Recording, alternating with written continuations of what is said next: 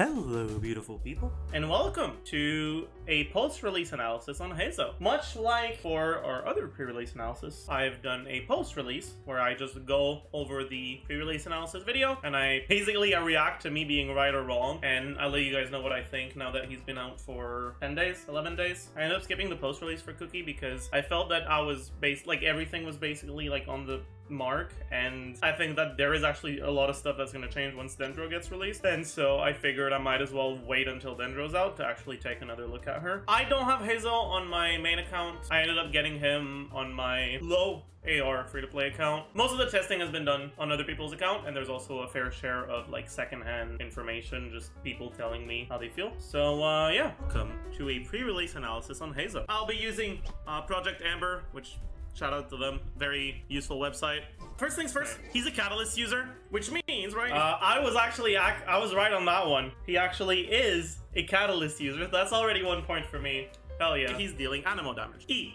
Heartstopper Strike. Top wields the Swift Wind to solve usual. This editing cracks me up, man. Let's start by looking at the burst, right? It has a 12-second cooldown for the energy calls, which is very low. It's the lowest cooldown and energy calls we have for burst right now. We have Ningguang burst, Albedo burst, Dongli burst, Chongyun burst. What else is like this? Ember burst, I think? Diluc burst, Kutsing burst. No one has lower than that for now. But one thing that you'll notice if you've played any of these characters is it's very difficult for to build a rotation around 12-second bursts, and most of the time you'll just use your burst once per rotation, which is generally like 20-ish seconds. I think this is half right. In like specific set rotations, you end up using your burst once per rotation if you're playing Heizou in International and stuff like that.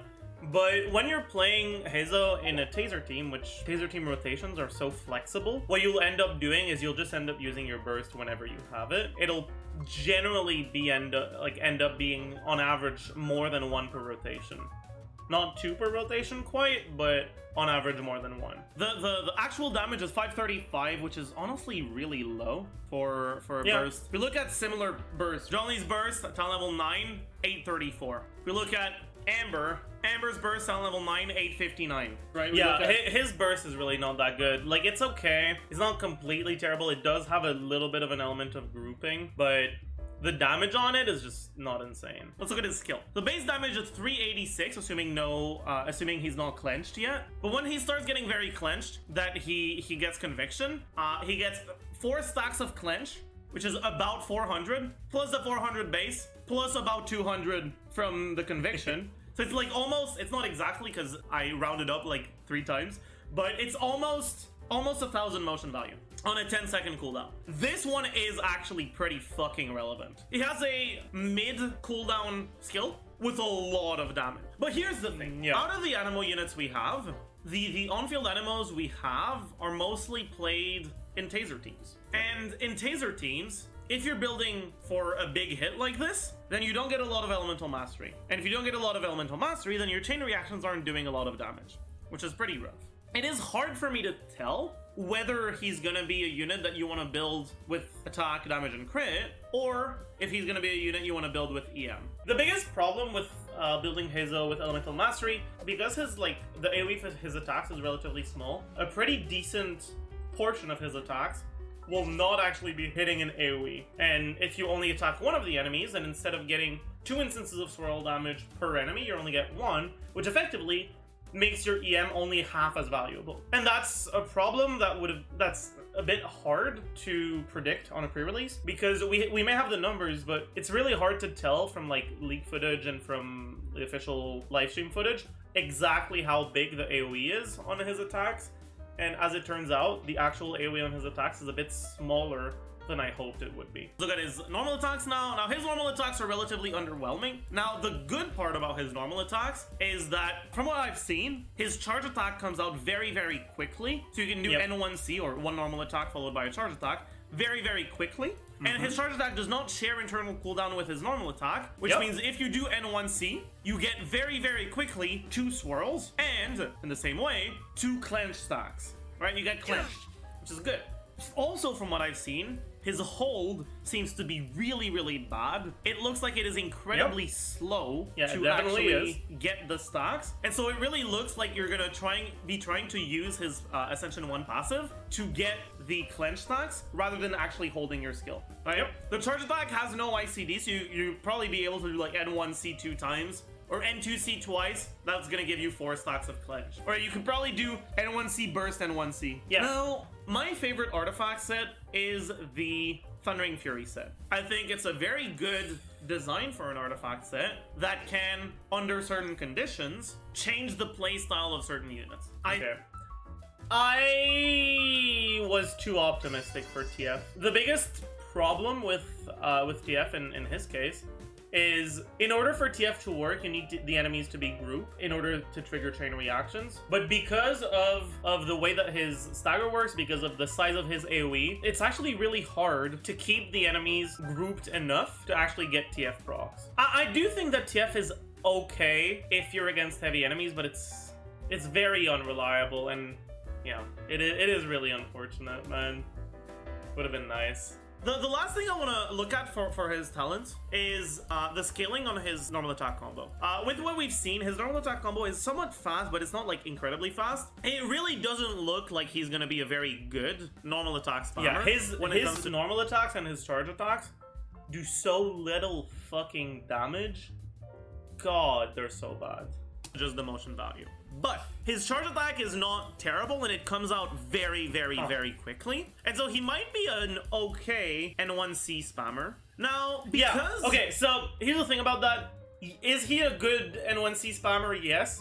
But what happens when you spam N1C against enemies that are tankier than the ones that you have in the test run? Well, don't pay attention to the low damage. He's low level. He doesn't have artifacts. When you actually stick to just his normal attack combos,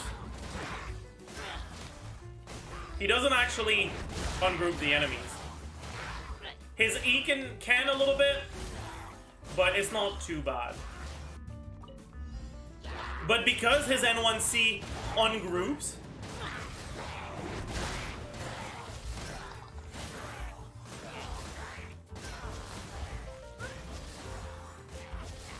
it doesn't feel very good. In my day one testing video, I expressed a lot of disappointment with how he felt, and I later realized that a lot of people don't actually feel the same way. I think I understand why. I think it's because I know that he's actually, like, he can have really fast swirl output when you're doing N1C, whereas his swirl output and just his damage overall when you're just spamming his normal attacks is really underwhelming in terms of like actual damage output. I went into this wanting N1C to be what you do, right? Because it's the one that does the most damage. And because of that, when I don't do N1C, I feel like I'm not actually doing what's optimal. But then when I do N1C, it feels really shitty because it ungroups enemies. And I just figured I should explain it because I really did get a lot of comments being like, you're just disappointed because you expected him to be better than Sucrose or because you're comparing him to Sucrose. That's not why. I'm disappointed because he forces me to choose between having fun and doing optimal attack combos. But for me, doing optimal attack combos is having fun. Which is why I ended up being so disappointed with him. I thought his charge attack combo looked really cool. Kicking people to death is sick, actually. And I like it. But yeah, to get back to this video, his normal attacks are very underwhelming in terms of output, but they are pretty fun to use. Of the way that internal cooldowns work. For internal cooldown, there is a hit rule and there's a time rule. I'm gonna go do a very quick explanation. If you want a more in-depth explanation, go watch the Ayato pre-release. But the baseline is the first attack always applies an element. I think we skip this. This is right. I was right on the element. ICD 3 hit rule. This was what I predicted for his combos, right? Where you swirl, miss, swirl, and then repeat that pattern when you N1C, and that is indeed what happens. When you do N4 instead, you basically just get 2 swirls per N4. This is a really good application, but yeah, it is. It's also right, and again, right. when you're in a situation where you can use his optimal combos, he's actually pretty good. He's a good driver. He's a good unit. But because he staggers so much, that's only really a thing against heavy enemies. He's good in taser teams, and he's good against heavy enemies, but taser teams are generally not your best choice for single target situations. Like, they're good, but there's generally better options. So when you're looking for actual, like, situations where Heizou's really good, it has to be AoE heavy targets, which is relatively rare. What weapon should he be on? We're making an actual weapon sheet. TDDS, good in chainlink teams, fine in taser, fine for for the chainlink team I ended up making, for the weapon sheet I ended up using, I still didn't realize how small his AoE on his attacks were.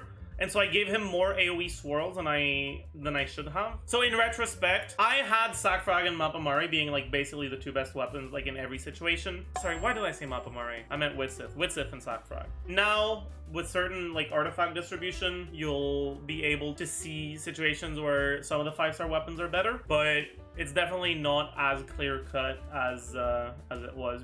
Total damage, Zodiacal Tails, 5 Codex, isn't team DPS of high or fine, but Hakushin, good free to play for Taser, team DPS. Yep, very good in Taser, very good in AoE. Solar Pearl, good 4-star for personal DPS.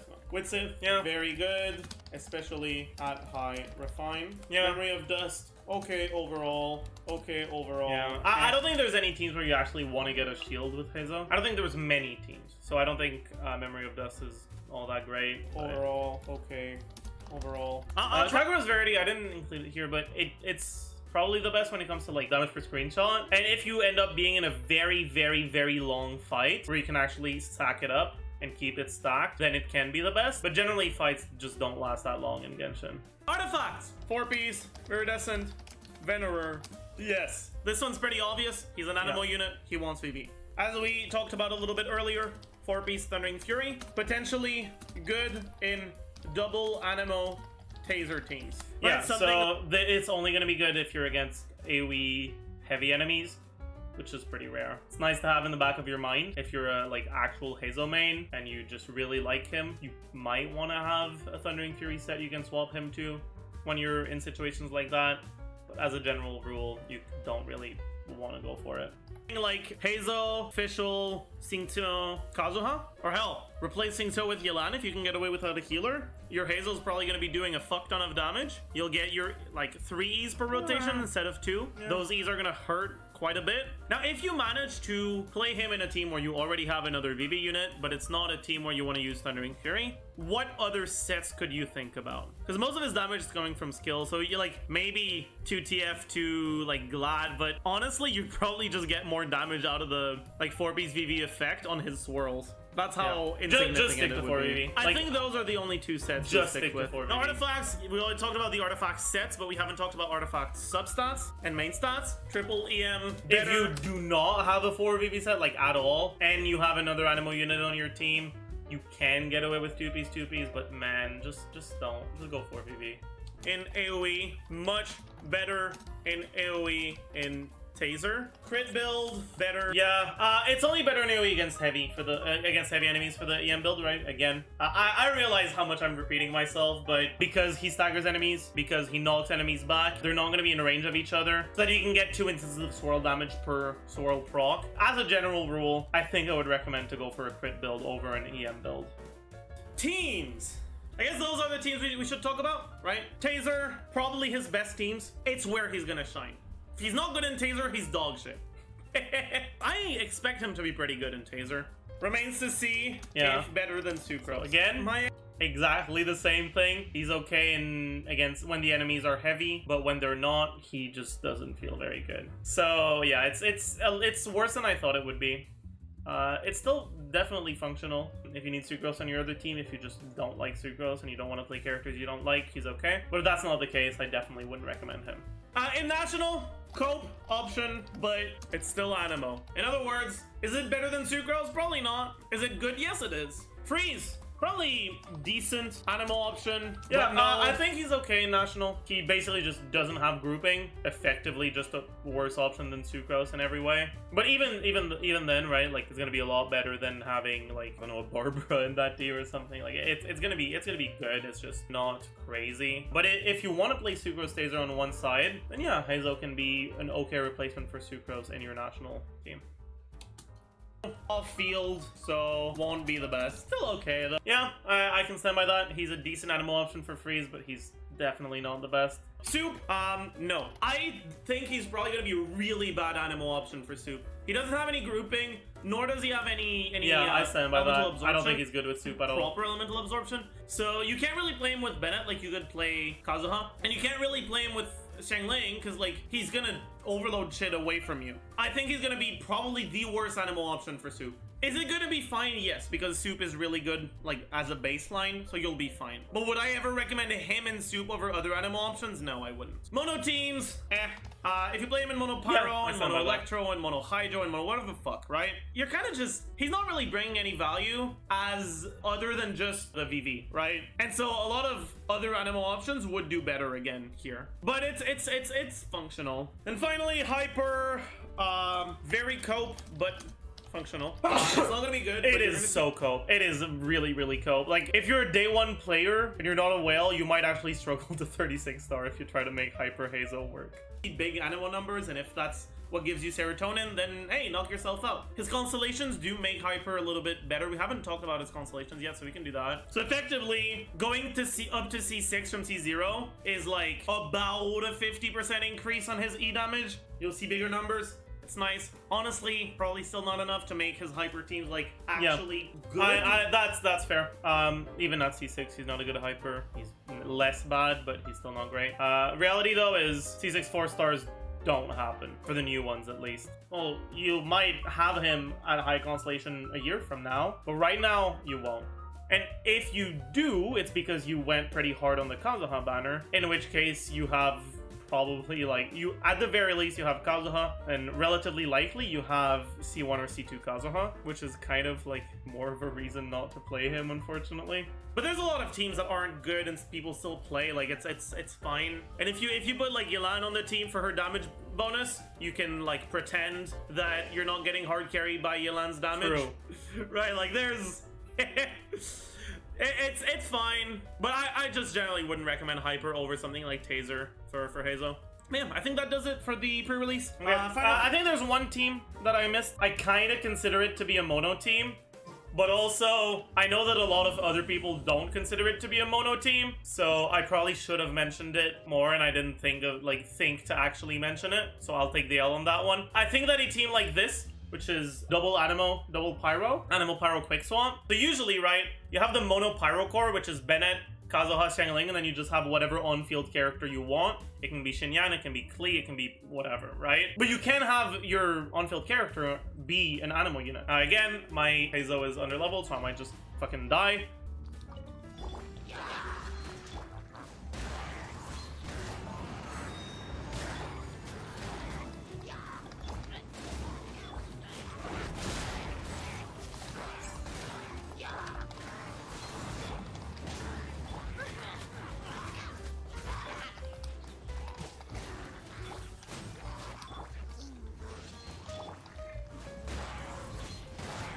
This is definitely a team that is pretty good. It's probably, other than Taser teams, the teams where he feels like he's doing the most.